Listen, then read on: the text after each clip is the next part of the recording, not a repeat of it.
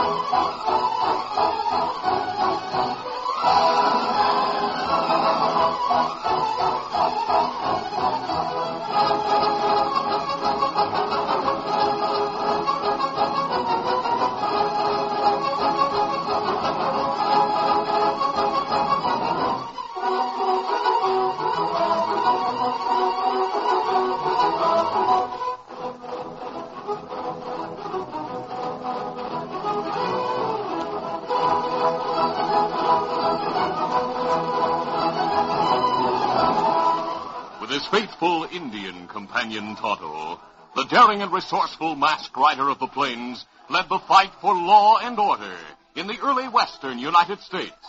Nowhere in the pages of history can one find a greater champion of justice. Return with us now to those thrilling days of yesteryear. From out of the past come the thundering hoofbeats of the great horse Silver. The Lone Ranger rides again. Come on, Silver. Let's go, big fella. I'll Silver. Hi!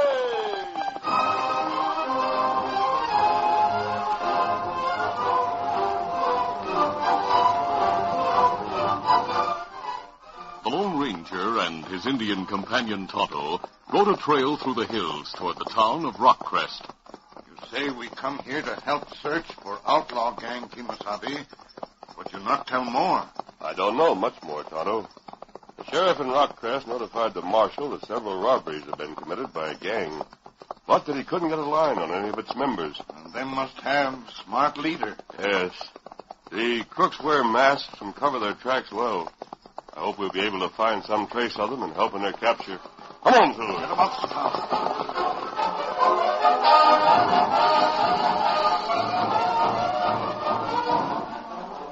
That morning, 4 men met in the office of Arnold Abbott, a seemingly respectable land agent in Rockcrest. They listened with interest as Abbott spoke. Well, men, so far we've managed to outwit the law. You've all received plenty of cash working under my directions, and as long as you do as I tell you, you'll make plenty more. Well, that's fair enough. Jake, what about the fellow you said wanted to join us, the one who was your cellmate in prison? His name is Jim Nash. He's outside right now. Told him to wait till we called him in. Call him in now. He might as well hear about the next job I have for the gang to do. All right. Come on in, Jim. Boss wants to meet you. All right.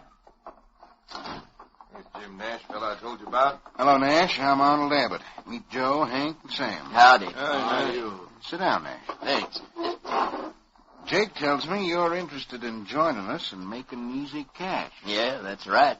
You and Jake were prison cellmates, right? Right. Jake also assures me we can trust you. Sure you can. In that case, I'll go right ahead and tell you what we're going to do next. As you all know, people in town respect me, and I learn a lot. One thing I've found is that there's a big shipment of cash coming through by train. When? I'm getting to that, Joe. I understand guards will be inside the express car, which is always just behind the tender. They'll have the express car locked, boss. They could fight us off by firing through the gun slits in the car. We couldn't get to the cash. I've thought of that, Hank. What's more, the sheriff and his men have gone to Marlow, 25 miles east of here, to ride in with the train. You see, they're afraid of trouble from this gang and are taking no chances. Maybe we better forget the whole thing. I told you I intended to get that cash. I've thought of a plan that'll work. You just wait until I finish, Sam, before you decide it'll be too much of a job. Tell us what is the plan? Yeah, how do you expect to work it? Well, listen, and I'll tell you. You know the deep cut through Stony Ridge 5 miles east of here? Yeah. Sure. That's where we'll get the cash from that train. But even if we barricade the cut or rip up the rails, it may not work, boss. They'll be watching the right of way. And with guards inside the locked car and the lawmen back in the coach... Hold on, Jake. We'll plant some blasting powder just inside this end of the cut. We'll time it to go off just when the engine and the express car are over it. The blast should blow the express car open and put the guards out of the fight. Then we'll rush in and grab the cash. What about the sheriff and his men in the coach? Yeah. There's a steep upgrade through that cut, Nash. I figure the blast will break the coaches loose from the train and they'll run back down the grade carrying the sheriff and his men with him. And by the time they get over the shock of the blast, they'll be too far away to stop us. Boss, your plan might work Sure. at that. That train will come through the cut about 6 o'clock this evening. Now, you'd better leave here one at a time and meet me at the edge of town at 3.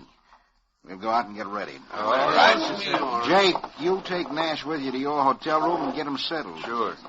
See you all later. And bring your mask. Right.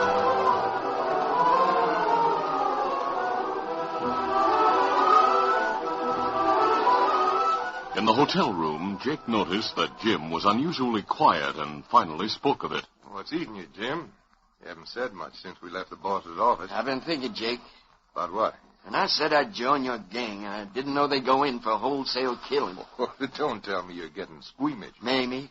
Anyway, I've decided not to go along with Abbott's plan. What's come over you anyhow? It's a big chance to make plenty of easy dough. If Abbott goes through with that plan, every member of the gang will be hunted for murder. I don't aim to hang. Well, why don't you speak up when you were at the meeting? I wanted to think things over. Now I've decided, Jake.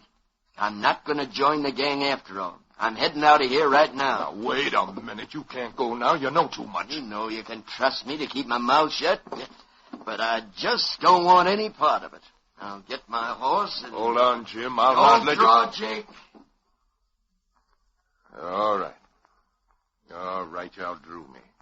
But listen, Jim, you can't get away going, from and you're not stopping me. Take a gun. Move the cartridges. There. It's empty. Here. But, Jim, listen to reason. Adios, Jim. Tell Abbott I'll keep my mouth shut, but I don't go for his kind of dirty work. Doggone his hide. I gotta tell Abbott right away.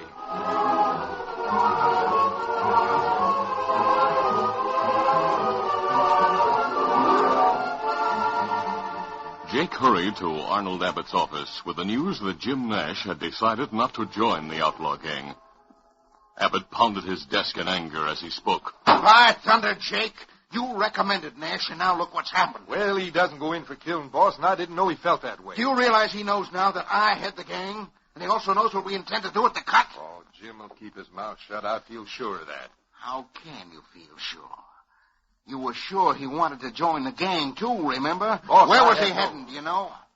No, but I saw him riding out the west trail from town as I came here. Ah. I don't suppose I could trust you to stop him. What do you mean? Never mind, let him go. By the way, when you pass the cafe, drop in and tell Joe and Hank I want to see them. All right. I'm sorry about Nash. Forget it. What? But be sure to tell Joe and Hank to come here right away.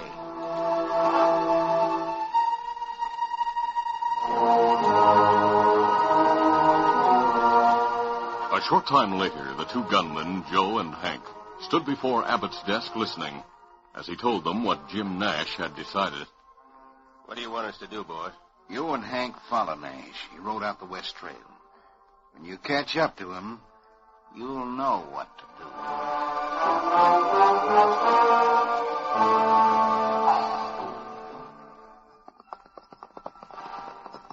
That morning, the Lone Ranger and Tonto searched the nearby hills for the outlaws' hideout. As they headed back to their camp, they heard two distant shots. Those shots seemed to come from beyond that bend in the trail ahead, Tonto. Come on, Phil. Come up, Scout. The masked man and Indian hurriedly rode around the bend in the trail in time to see two horsemen disappear over a rise in the distance. Then Tonto pointed. Look, Kimasabi.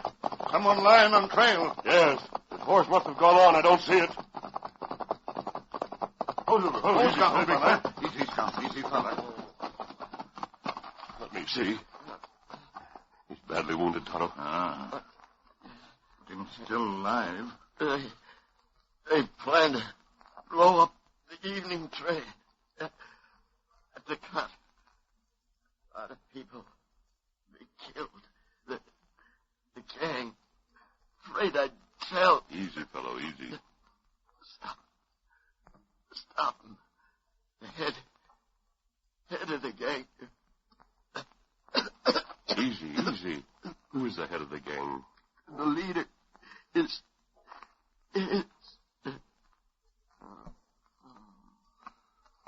Kimasabi. Him gone. Just when he was about to tell us the name of the gang leader. Storm coming, Kimasabi. Yes. I'll follow the trail of the killers right away before the storm washes out their tracks. Tonto, you take the body to that shack there to the left and wait there for me. Easy, steady, big fellow. Come on, Silver.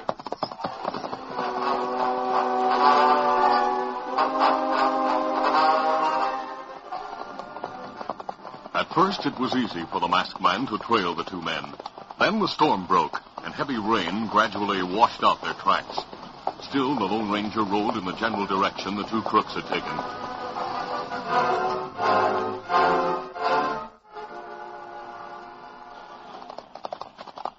Meanwhile, Joe and Hank turned from the trail and took shelter under a nearby ledge, where they were hidden by a heavy growth of chaparral and sagebrush. Storm will soon be over, Joe. Clouds are breaking already. We'll wait here until the rain stops. Joe and Hank stayed in their saddles under the ledge and watched the trail through the tall bushes. The thunder had stopped, but rain was still falling when Hank saw a rider some distance down the trail. Joe, somebody's coming. Must be the hombre who was on the trail a while ago. I see him now. Can't see him very clearly, though. Got his head down, watching the trail. Well, we'll wait till he gets within range, and I'll plug him. He must have found Jim Nash's body on the trail back there. Yeah, but so far he hasn't got a look at us. He's getting closer. I'll pull the trigger when he gets near enough.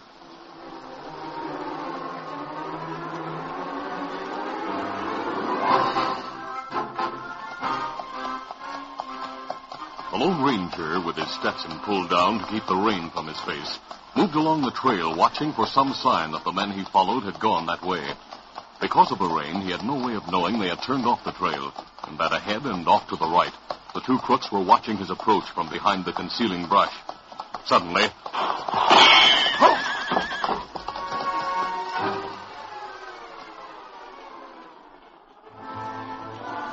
From their hiding place, Joe and Hank saw the Lone Ranger fall.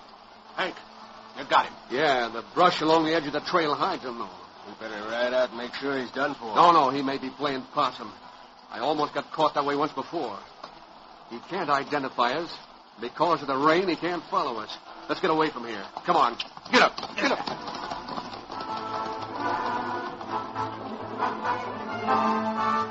The Lone Ranger lay a moment without moving. The bullet had barely grazed his temple, stunning him temporarily and causing him to fall from the saddle. As his head cleared, he heard the sound of fast hoofbeats leaving. The masked man sat up, but too late to catch sight of the fleeing men. Then he got to his feet. It was close, big fella. Grazed my temple. He must have been waiting in ambush. Realizing it was useless to try to trail the two men in the rain, the Lone Ranger decided to rejoin Tonto at the old shack. Easy, steady, big fella. Come on, Silver.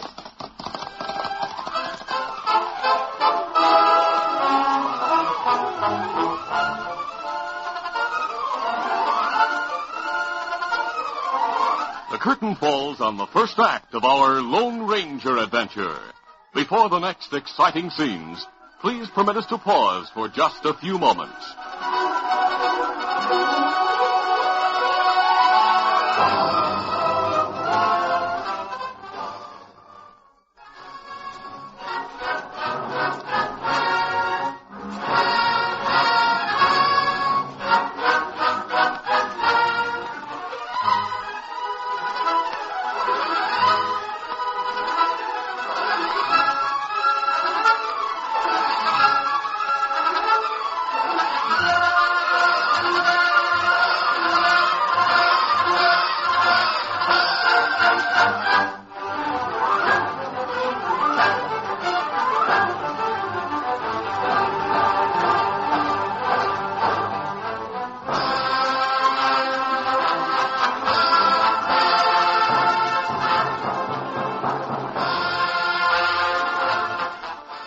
Now to continue.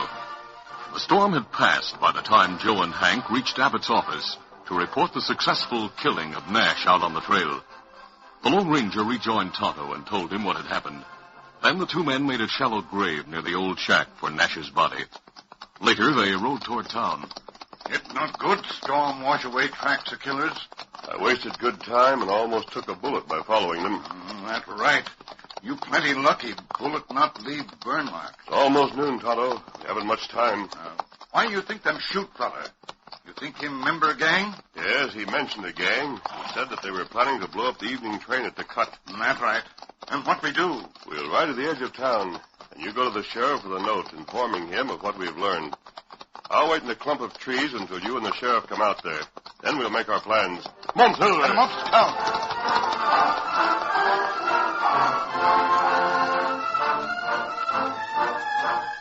Later, the masked man and Indian stopped on the edge of town. The Lone Ranger wrote a note. Then Tonto rode to the sheriff's office. A short time later, he returned alone. Oh, Scout, oh, fella. Easy, Scout. Easy, fella. Tonto, I expected the sheriff to ride out with you. Kimasabi. Fellow who guard jail say sheriff and deputies take early morning train to Marlow, 25 miles east. Then come back on train this evening. That train must be the one the gang plans to wreck. And what do you do, Kimasabi? We'll send a message to the sheriff telling him what the dying man told us. And also telling him to warn the railroad of the gang's plan. A short time later, Tonto entered the telegraph office in town. What do you want, Indian? You send message. It's written on this paper. Let me see. Sheriff Evans, care of Station Master Marlowe. Learned outlaw gang plan to wreck evening train at cut 5 miles from Rockcrest. Warren Railroad. Suggest you have special train leave at once. Bring you and deputies as far as cut. We'll meet and make plans. Please reply L.R. Hey, who's L.R.? Oh, him friend. You not mention message. It's secret. Of course not. I'll keep mum. Look, you better come back in half an hour for the reply. Me come back.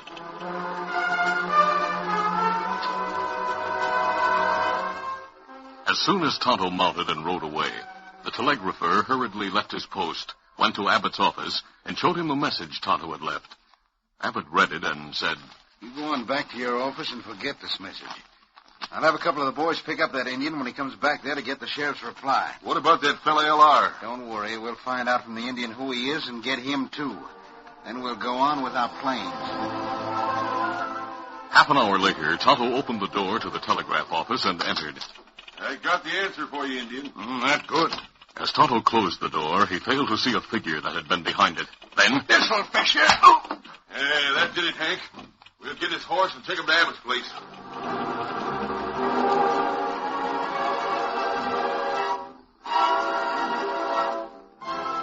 When Tonto came to, he was tied to a chair in a back room at Abbott's place. 6 masked figures stood around him. At last he's coming to, men. Wake up, Indian. Wake up. I was here. Why you bring me here? Better ask him who L.R. is, boss. Speak up, Indian. Who is L.R.? Tonto's mind cleared quickly. He thought rapidly, then spoke. Me, L.R. Hey, he told me L.R. was a friend. Oh, he just say that. Me known to sheriff by name Leapin' Reindeer. In that case, boss, we don't have to look for anyone else. That message you tried to send the sheriff. Where did you learn about our plans? Me fine feller on trail. Him dying. Him say gang hold up train at cut. Him not live to say more. The Injun must be the one who found Nash. Nash? Hey, boss, you mean to say that Nash was killed? Take it easy, Jake. Nash was a Welcher. He knew all about us, so it was dangerous to allow him to leave. If he talked, your neck would have been in the noose as well as ours. Forget Nash. Yeah, but what about this Indian? We'll gag him and leave him tied up here until after we do the job at the cut. Tonight, Hank and Joe will tie him to his horse and take him out along the trail where he'll never be found and plug him. Now gag him and let's get going.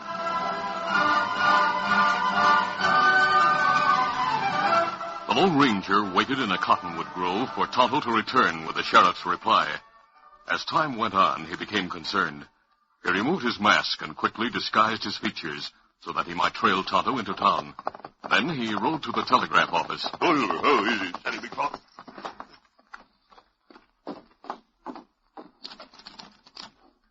The offices are closed. Try to find Tonto's trail. The Lone Ranger studied the ground near the hitch rack and soon found the marks of Tonto's horse, Scout. He mounted Silver. Easy, steady, big fella. Come on, Silver. And rode slowly behind the buildings. The tracks led to a thick clump of trees, and as he approached, he heard a familiar whinny. Come on, Silver. In a moment, he dismounted beside Scout. Oh, Silver. Oh, easy, steady, big fella. The Lone Ranger, by comparing the prints where the men had dismounted with those going from the clump of trees, knew they had probably carried Tonto. He followed the tracks cautiously until he came to the back window of Abbott's place. The shade was drawn, but there was enough opening left at the bottom for him to peer inside. Someone tied to a chair in there. Must be Tonto. Prying the window, the Lone Ranger found it unlocked. In another moment, he raised it. Then dropped inside with gun ready. Quickly, he removed the gag and untied Tonto. There. What happened, Tonto? Briefly, the Indian told what had happened, and of the 6 masked men who had gone to the cut to blast the train. The Lone Ranger spoke. Then the sheriff didn't get the message and will be on that train. There's not much time. Tonto, these are Abbott's offices. He's a respected land agent in town, but he must be the leader of the gang. Telegraph fella. Him want a gang. We'll leave right now and head for the cut. We'll have to do something to stop that wreck. Come on.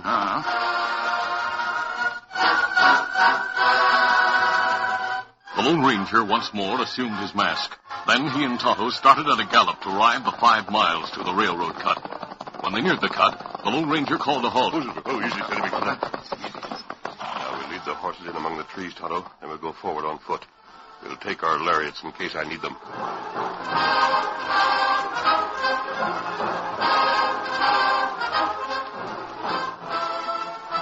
Soon the 2 men stood on top of the hill near the edge of the cut. Tonto, tie the lariats together while I fasten one into this tree. There, that should hold. You plan to climb down lariat into cut? Yes, I must find that explosive and cut the fuse before it's too late. It's almost time for train to come. It's plenty risky. I'll take the risk. You move back. Adios. Adios. The masked man went down the lariat hand over hand until his feet touched the bottom of the cut. The train is coming. I must find that powder. With his eyes glued to the ground, the masked man ran toward the upper end of the cut. Then he saw a fuse connected to cans of explosives placed in a hollow between the rails. The Lone Ranger quickly cut the fuse. Then, knowing that the outlaws waited in hiding nearby, he decided to stop the train so the sheriff and his men could help in their capture. He hurriedly took 2 cartridges from his gun belt and placed them about 10 feet apart on one of the rails. Then the Lone Ranger ran past the upper end of the cut and dodged behind some boulders. As the masked man crouched behind the boulders, the flame of the now useless fuse sputtered past him.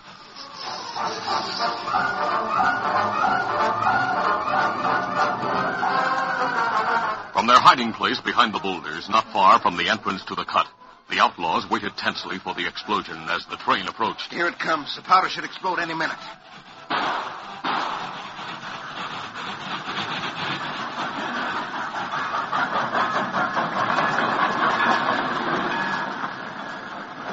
The train passed the big boulders where the crooks waited. Then it came to a stop. Hey, the powder didn't explode. What's the matter? The train stopped anyway. Let's use our guns and try to get that shipment. No, the sheriff and his men are aboard, and there are the guards in the express car. We'd better get away from here fast. Men are getting off the train. Let's go. The train had stopped beyond the boulders, and the sheriff and his men were jumping from the rear car.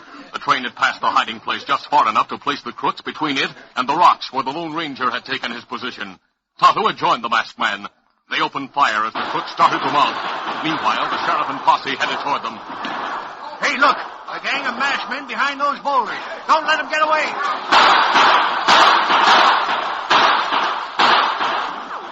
The crooks caught in the crossfire from the lawmen's guns and those of the Lone Ranger fought back desperately.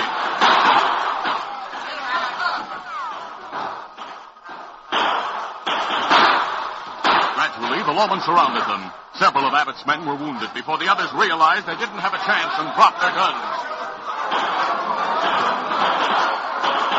Then the battle ended abruptly, and the outlaws were grouped within a circle of menacing guns. I don't know what this is all about, but by thunder, looks like we caught the gang that's been operating around here. Hey, you, engineer, how come you stopped all of a sudden? Somebody put a couple of signal torpedoes on the tracks. I heard him go off just as we were leaving the cut. It was a signal to stop, so I stopped. I wonder who put him there. Might have been a scheme for them to get the train stopped so as to rob it. But they didn't know we were aboard. I'm responsible for the stop signal, Sheriff. Another masked man. Hey, he's one of them. Reach, mister. Hold on. This hombre's a friend of mine.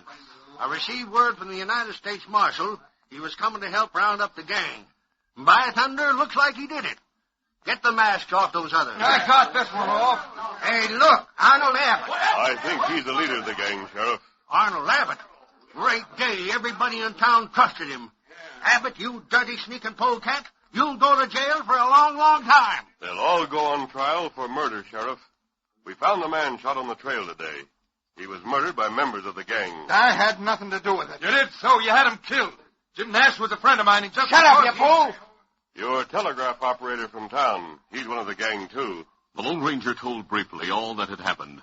When he finished, the sheriff remarked, By golly, if it hadn't been for you and Tonto, we'd have been blown sky high. When we get a chance to go through Abbott's desk and safe, I reckon we'll find plenty of evidence to connect him with the gang robberies that have taken place. That masked man and Indian, they've left. Who is that masked man? Why should you call him a friend and let him... Abbott, you may think you're smart, but that masked man is much smarter than you or anyone else. We left the Indian tied and gagged. I don't see how he got away. Dumb crooks like you men would never understand that you can't outwit those two hombres, especially the masked man. You see, he's none other than the Lone Ranger. Lone Ranger?